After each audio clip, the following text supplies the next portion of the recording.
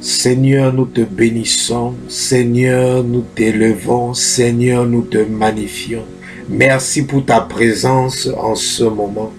Merci, Seigneur, pour ta présence. Merci pour le Saint-Esprit. Merci pour l'onction. Merci pour la puissance. Merci pour les dons spirituels. Merci pour le salut. Merci, Seigneur. Merci pour les provisions, pour les vivres. Merci, Seigneur. Sois glorifié, sois magnifié. Au nom de Jésus-Christ, nous avons prié. Amen. Nous allons, avant de prier, nous allons lire un passage dans le livre de Luc, chapitre 6, à partir du verset 46 jusqu'au verset 40. Luc chapitre 6. Bien-aimé, ouvre ta Bible dans le livre de Luc chapitre 6 à partir du verset 46 au verset 49. Donc nous lisons le livre de Luc, chapitre 6, à partir du verset 46 jusqu'au verset 48. Ainsi parle Jésus-Christ. Verset 46. Pourquoi m'appelez-vous Seigneur, Seigneur, et ne faites-vous pas ce que je dis? Je vous montrerai à qui est semblable tout homme qui vient à moi, entend mes paroles et les met en pratique. Il est semblable à un homme qui bâtissait une maison et a creusé bien avant et a posé le fondement sur le roc. Une inondation est venue et le torrent s'est jeté contre cette maison sans pouvoir l'ébranler parce qu'elle était bien bâtie. Verset 49. Mais celui qui entend et ne met pas en pratique est semblable à un homme qui a bâti sa maison sur la terre sans fondement. Le torrent s'est jeté contre elle. Aussitôt, elle est tombée et la ruine de cette maison a été grande. Bien-aimés, le Seigneur nous parle en cette soirée. Et le Seigneur est en train de nous dire, pourquoi est-ce qu'on l'appelle Seigneur, Seigneur, Seigneur, mais on n'obéit pas. On ne suit pas ses instructions.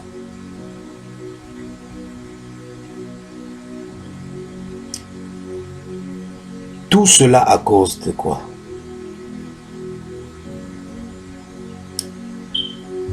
Dieu a constaté que son peuple ne l'obéit plus. Et Dieu veut ramener son peuple dans l'obéissance. Parce que l'obéissance est le seul fondement sur lequel une prière peut être élevée à Dieu et être exaucée. Parce que avant que Dieu ne prenne même la peine d'écouter une prière, si déjà cette prière n'a pas de fondement, n'a pas de fondation, ce ne sera qu'une prière vaine. Dieu ne pourra même pas s'attarder à écouter cette prière. Parce que notre Dieu est un Dieu de principe. Et lui-même, il est soumis à sa parole. Ce qui veut dire, même s'il veut bien aimer, même s'il veut bien aider quelqu'un qui est dans la désobéissance, il ne pourra pas. Pourquoi? Parce que sa parole lui-même l'interdit d'écouter la prière de quelqu'un qui est dans la désobéissance. Et lorsqu'une personne est dans la désobéissance, la seule prière que Dieu peut écouter de cette personne, c'est la prière de repentance. Parce que Dieu est très clair. Il a même dit dans sa parole,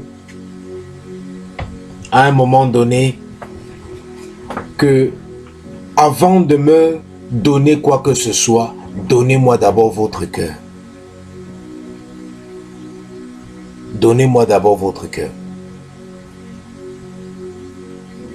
Parce que si je n'ai pas votre cœur et que j'ai vos dons, ça ne servira à rien. Mais si j'ai votre cœur, alors je pourrai vous aider.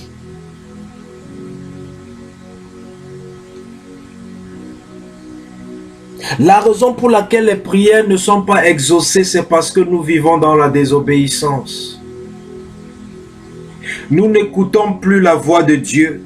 Nous ne suivons plus les instructions de Dieu. Nous faisons comme notre tête nous le dit. Nous faisons comme les hommes nous demandent de faire. Nous faisons des choses pour plaire aux hommes. Nous faisons des choses pour plaire à notre entourage, pour plaire à nos familles, pour plaire à nos époux, ou à nos épouses, ou à nos enfants, ou à nos bien-aimés. Et nous nous retrouvons en train de compromettre avec Dieu. Compromettre avec les principes de Dieu. Et lorsque nous nous hâtons à la prière, au jeûne, à la méditation et à toute autre sorte et forme d'exercice spirituel, nous ne voyons aucun résultat. Au contraire, notre vie s'empire. Notre situation revient à la normale, revient à la case départ. Pourquoi? Parce qu'on est dans la désobéissance. Et ce n'est que l'obéissance qui donne le droit légal à Dieu d'intervenir dans la vie d'une personne.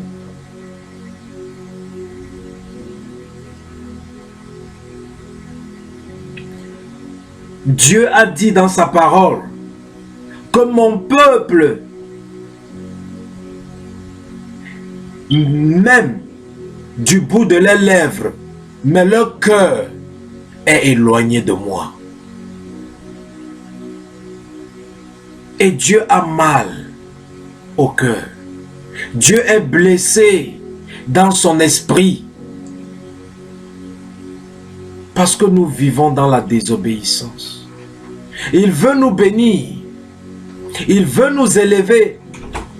Il veut se glorifier dans nos vies. Mais il n'arrive pas. Pourquoi? Parce que certains chrétiens maintenant veulent aider Dieu.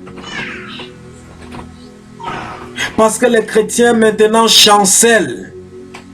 Ils regardent les combats autour d'eux. Ils regardent les circonstances et ils se mettent à chanceler. Ils veulent aider Dieu.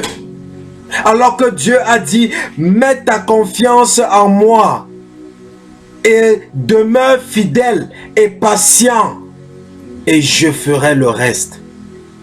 Mais on veut aider Dieu pour résoudre nos problèmes. On veut aider Dieu pour apporter des solutions.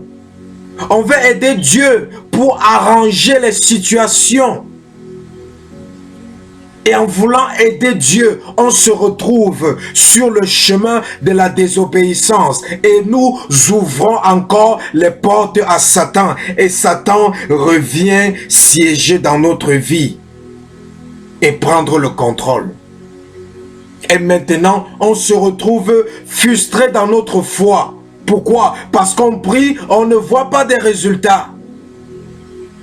Dieu répond toujours aux prières. Dieu répond toujours aux prières.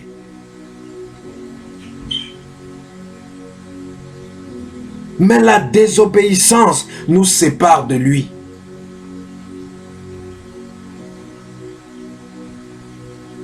Quand Dieu dit, ne fais plus telle pratique, et tu t'entêtes à le faire, et tu pourras croire que en priant, en jeûnant, ça va changer ta situation. Mais non, tu es en train de creuser ta propre tombe. Tu es en train de planifier ta propre destruction.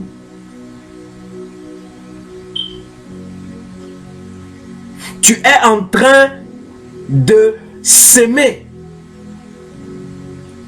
pour ton échec.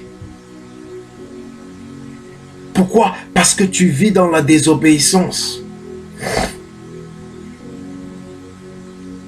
Et tu peux beau mentir ou tromper les serviteurs ou les servants de Dieu, mais ce n'est pas eux qui bénissent, ce n'est pas eux qui délivrent, ce n'est pas eux qui guérissent, ce n'est pas eux qui arrangent les situations ou qu'ils restaurent quoi que ce soit. C'est Dieu qui fait toutes choses. Et la Bible dit que rien n'est caché devant Dieu. Personne n'est caché devant Dieu. Tout ce qu'on fait dans nos placards, tout ce qu'on fait dans l'ombre, tout ce qu'on fait dans les ténèbres, tout ce qu'on fait par derrière, parle contre nous.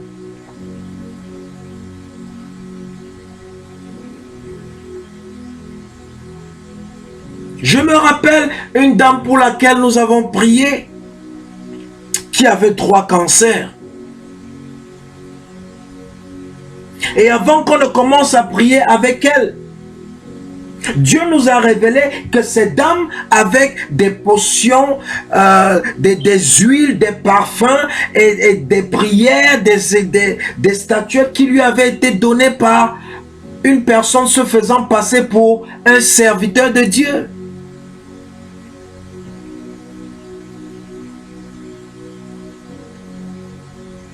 Et on a demandé à cette femme, avant que tu ne tombes malade, avant que tu n'attrapes ton cancer, qui as-tu rencontré? Parce qu'elle ne voulait pas confesser.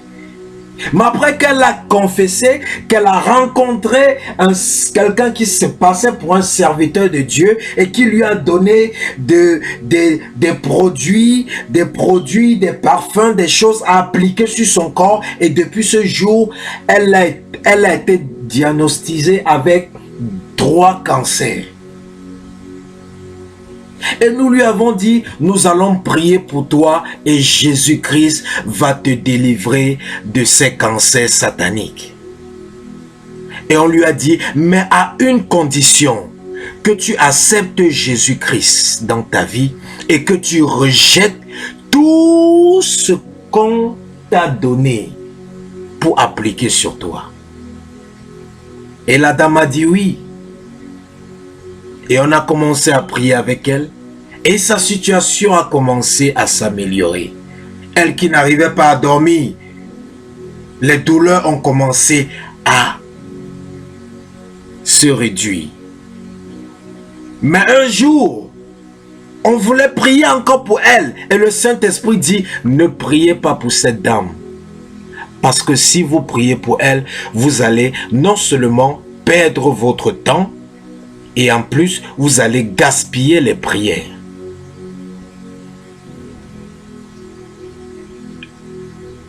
Et on a dit au Saint-Esprit, qu'est-ce que cela veut dire? Le Saint-Esprit a dit, cette dame pour qui vous voulez prier n'a pas jeté les produits que ce tradit praticien l'avait donné. Elle n'a pas jeté les produits que ce prêtre l'avait donné. Et elle continue à appliquer ces produits.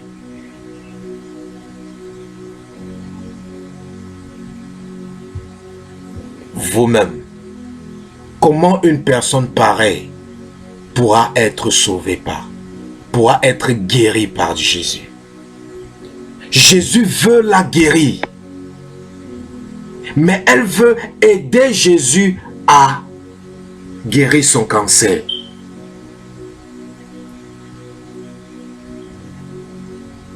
Et à cause du fait qu'elle veut aider Jésus, elle tombe dans la désobéissance. Et maintenant, Jésus ne veut même plus que ses serviteurs prient pour elle. Voilà ce que la désobéissance amène dans la vie du chrétien. Quand tu vis dans la désobéissance, tu creuses ta propre tombe. Cette dame continuait à appliquer ces choses. Elle pensait qu'elle trompait des serviteurs de Dieu, mais elle ne savait pas que rien n'est caché devant Dieu et que c'est Dieu qui guérit. Et le même Dieu qui guérit a dit, ne priez plus pour elle. Parce que vous perdez votre temps. Je ne pourrai pas la guérir tant qu'elle continue à utiliser ces choses sataniques. Et c'est la situation de beaucoup d'entre nous. Nous sommes dans des situations, au lieu de nous reposer sur les prières et la foi en Jésus-Christ, mais on a recours à d'autres voies pour aider Jésus à arranger notre situation, à arranger notre vie et à apporter des solutions. Et c'est comme ça qu'on se tue.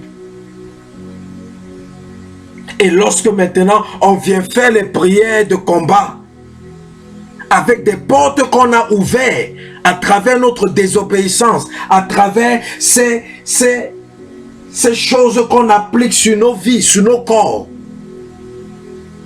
Lorsqu'on vient faire des prières de combat, les portes sont ouvertes et Satan vient frapper. Et lorsque tu te retrouves dans une situation plus pire que celle dans laquelle tu te retrouvais avant,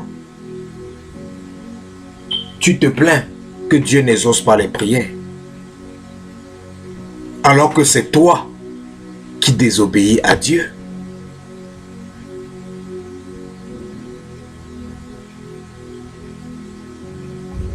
Bien-aimé, la Bible est claire dans le livre de Galates chapitre 5. Jésus-Christ est clair. La Bible dit, ne vous y trompez pas. On ne se moque pas de Dieu. Ce que l'homme sème, il récoltera.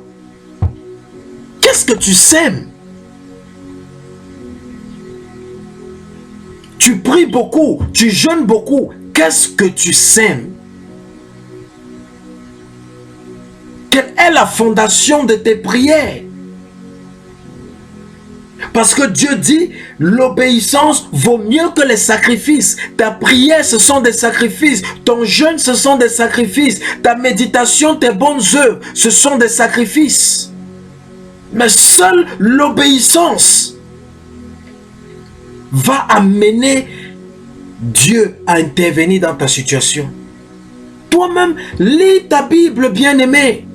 Tu verras qu'à chaque fois que Dieu promet une bénédiction, il dit d'abord, si vous obéissez à mes commandements, alors je ferai ceci, je ferai cela, je ferai ceci, je ferai cela dans votre vie. Tout est conditionné avec Dieu. Il n'y a rien qu'on reçoit de Dieu sans remplir les conditions.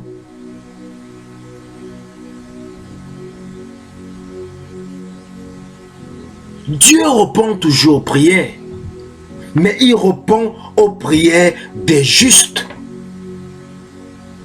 Ceux qui sont obéissants. Mais pour ceux qui ne sont pas obéissants, tu vas prier, tu vas jeûner en vain. Ta situation va continuer à s'empirer. Et si tu t'entêtes à faire des prières de combat, toi-même, tu vas attirer le malheur dans ta maison, dans ta vie. Une dame, nous avions un programme de prière. Et une dame, et Dieu nous avait demandé de jeûner 3 jours à sec pour ce programme de prière. Et cette dame n'a pas jeûné. Cette dame n'a pas jeûné. Et cette dame vivait dans la désobéissance parce qu'elle était toujours dans les pratiques, les applications des huiles, des parfums bénis, de l'encens, des choses pareilles. Et elle était enceinte. Et maintenant, pendant qu'on est en train de faire les prières de combat, elle se met aussi à prier. Mais elle ne sait pas que la protection qui était sur nous, elle n'avait pas cette protection Pourquoi? Parce qu'elle vivait dans la désobéissance et parce qu'elle n'avait pas pris le jeûne que Dieu avait recommandé avant de faire la prière pour ce sujet. Et pendant qu'elle est en train de prier, science tenante, elle était enceinte et elle a une fausse couche. Science tenante, pendant qu'elle est en train de prier. Qu'est-ce qui s'est passé? Pendant qu'elle priait, l'ennemi a vu les portes ouvertes dans sa vie. Il est venu frapper directement. Et elle a une fausse couche sur place. Qui maintenant vas-tu accuser?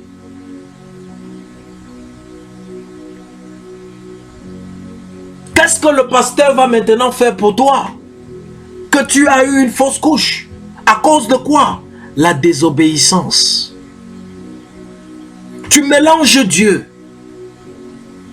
Tu pries à gauche. À droite, tu fais des incantations. Tu pries à gauche. À droite, tu as tes fétiches. Tu pries à gauche.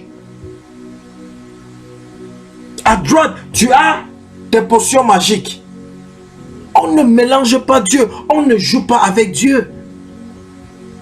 Et lorsque tu fais des prières de combat contre la sorcellerie, contre Satan, pendant que toi-même tu es en train d'utiliser les prescriptions de Satan dans ta vie, ces prières maintenant vont se répercuter sur ta vie.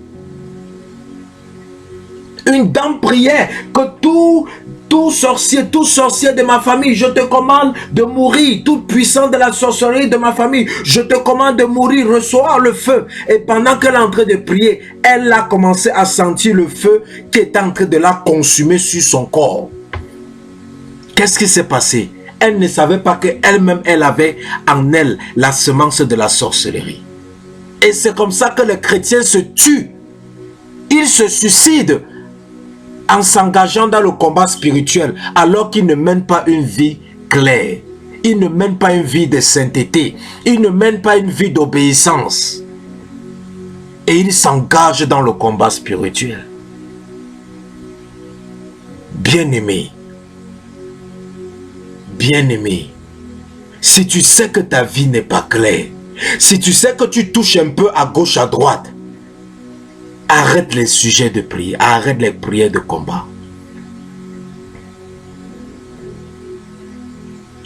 Arrête les prières de combat.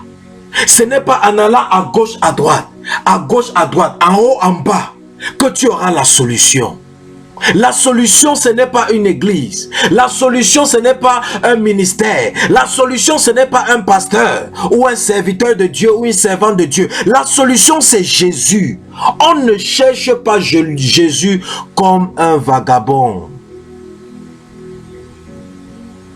Un arbre qui n'est pas stable sur une terre ne peut pas avoir le temps de développer les racines, de s'enraciner.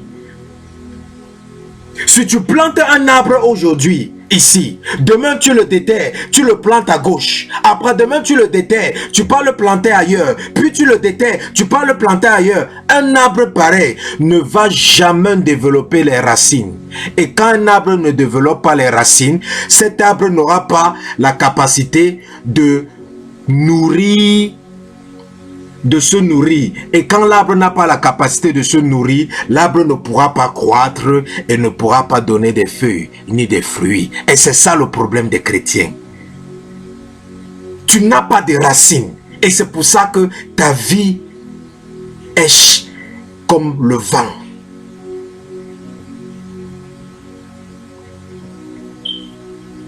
Il est temps de se décider, de rester sur place, de s'enraciner et de chercher Jésus.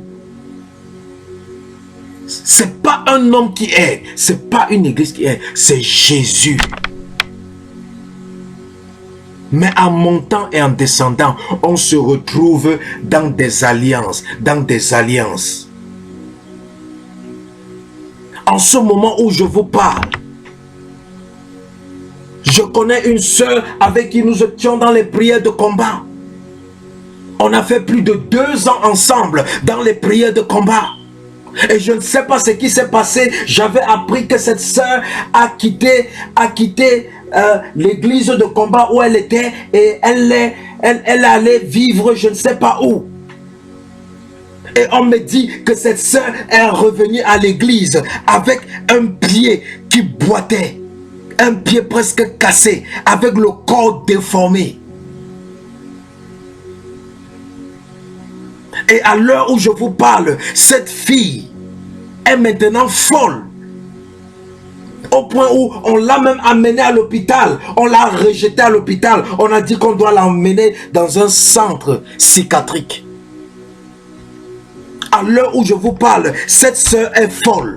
Pendant 5 minutes, elle peut être consciente. Les 5 minutes qui suivent, elle perd la raison. Qu'est-ce qui s'est passé? Elle faisait les prières de combat. Mais après, elle est rentrée dans la désobéissance. Elle est rentrée dans le péché. Et la Bible dit, quand tu rentres encore en arrière, quand tu rentres dans ce que tu as vomi, quand tu rentres dans le péché, le démon qui était sorti s'en va chercher 7 autres démons plus coriaces et viennent entrer dans ta vie. Et ta vie devient plus pire. Et c'est ce qui est arrivé à cette sœur. Elle est folle maintenant. Parce que quand tu commences les prières de combat, tu détruis le royaume de Satan. Et Satan a une rancœur dans son cœur envers toi. C'est pour ça que dès que tu rétrogrades, il vient te frapper pour te tuer une fois. Bien-aimé, Dieu te dit en cette soirée, si tu sais que ta vie n'est pas claire, arrête les prières de combat. Arrête les prières de combat. Va arranger ta vie. Ou alors, continue à prier des prières où tu dis Seigneur, aide-moi pour ceci, Seigneur, aide-moi. Mais ne fais plus les prières où tu t'adresses directement à Satan. Parce que ça va retomber sur toi. Ça va te détruire. Ça va détruire ta maison. Ça va détruire ton entourage. Ça va détruire tous les domaines de ta vie. Protège-toi et cesse de jouer avec Dieu. Dieu voit, rien n'est caché à ses yeux. On peut tromper les hommes, mais on ne trompe pas Dieu.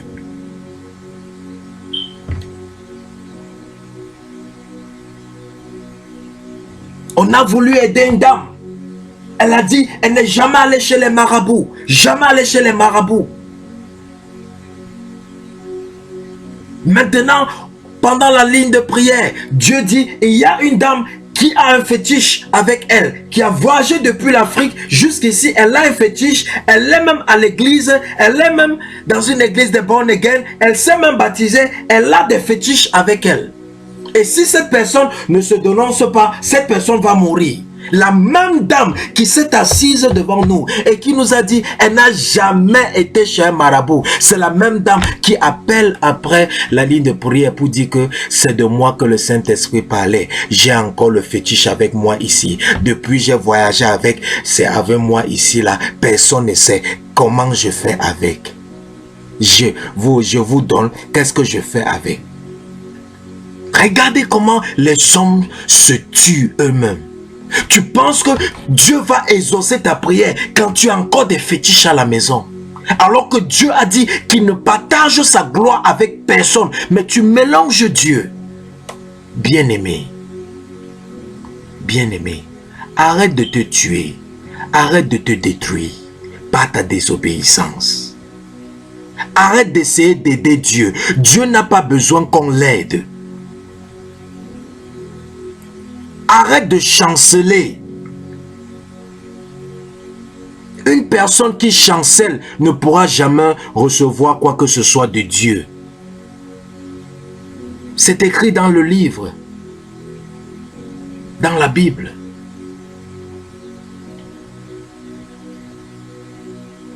Ouvre ta bouche et demande pardon à Dieu pour toutes sortes et toutes formes de désobéissance. Seigneur, je te prie au nom de Jésus. Pardonne-nous pour toutes sortes, toutes formes de désobéissance. Au nom de Jésus. Pardonne-nous, Seigneur. Au nom de Jésus. Pardonne, Seigneur, toute personne connectée sur ces lignes de prière. Pardonne, Seigneur. Pardonne-les Pardonne-les, Seigneur, ta miséricorde sur leur vie. Au nom de Jésus-Christ de Nazareth. Pardonne-les, Seigneur. Au nom de Jésus. Au nom de Jésus-Christ, nous avons prié. Maintenant, tu vas ouvrir ta bouche. Tu vas dire, Seigneur, par ta grâce, donne-moi la capacité d'obéir. Donne-moi la capacité de me séparer de tout ce qui m'empêche de t'obéir, de tout ce qui m'amène à compromettre avec tes principes, tes ordonnances et tes décrets. Donne-moi la capacité par ta grâce, Seigneur, d'obéir. La Bible dit que Jésus-Christ a appris l'obéissance. Demande à Dieu de te donner la capacité d'apprendre à obéir. Ouvre ta bouche et prie. Seigneur, au nom de Jésus, donne la capacité à toute personne connectée d'obéir. Sans l'obéissance, nous ne sommes rien. Sans l'obéissance, nous ne pouvons rien recevoir de toi. Sans l'obéissance, nous ne sommes même pas dignes, ô Seigneur. Ô Kabaria Kabros Kitarias Kataria Braskata. Libros Kutuka Braskatakata. Fortifie-les, Seigneur. Aide-les, Seigneur. Aide-les à devenir obéissants. Aide-les à devenir obéissants.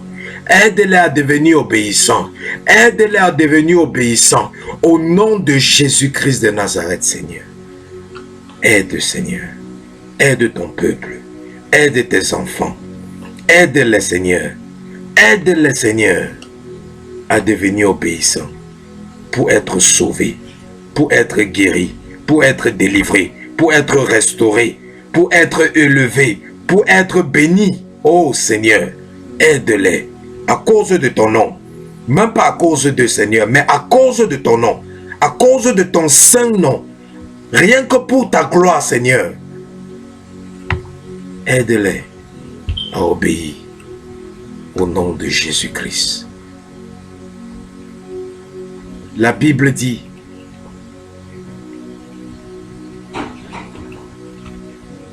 que lorsqu'on met la main sur la charrue, on ne doit plus regarder derrière. Quand tu mets la main sur la charrue et tu regardes encore derrière, la Bible dit que tu n'es pas digne, que celui qui met la main sur la charrue et regarde derrière n'est pas digne du royaume des cieux. Tu te disqualifies de la bénédiction de Dieu. Tu te disqualifies du support de Dieu. Tu te disqualifies de l'intervention de Dieu, de la protection de Dieu. Quand tu mets la main sur la charrue et tu regardes encore en arrière. La Bible dit, lorsque tu as vomi, ne rentre plus sur tes vomissements. La Bible dit que lorsque le chien vomit, il rentre sur ses vomissements. Et lorsqu'un homme abandonne quelque chose, il rentre encore sur ces choses. Cet homme n'est pas différent d'un chien. Parce que le chien, lorsqu'il vomit, il peut aller remanger ce qu'il a vomi. Le porc, lorsqu'il vomit, il peut aller remanger ce qu'il a vomi. Arrête de te comporter comme un chien, bien-aimé. Lorsque tu as vomi quelque chose, lorsque tu as abandonné quelque chose, ne rentre plus. Sans ça, les démons que tu as chassés en faisant les prières de combat sur ces lignes de prière vont revenir dans ta vie et ta situation deviendra plus pire. Comme la situation de ces personnes que je viens de citer les exemples. C'est juste quelques exemples parmi tant d'autres que nous avons lorsque nous travaillons avec les gens. C'est pour ça que nous vous disons toujours, rassurez-vous que vous menez une vie de sainteté, une vie de sanctification et une vie d'obéissance, une vie de pardon. Parce que sans ça, les démons que vous chassez là, ils vont revenir et ça sera pour vous abattre. Bien-aimé, que par cette parole, que Dieu te délivre de toute semence de désobéissance. Au nom de Jésus. Père, je te recommande toute personne connectée sur ces lignes de prière. Je les trempe dans le sang de Jésus. Que ta grâce soit sur eux, Seigneur. Que ta faveur soit sur eux. Que la puissance de ta résurrection ramène à la vie tout ce que Satan a tué en eux au nom de Jésus. Père, je déclare dans leur vie, Père, que toute arme forgée contre eux soit nulle et sans effet au nom de Jésus. Que tout plan de l'ennemi, tout agenda de mort prématuré contre leur vie, j'annule au nom de Jésus-Christ.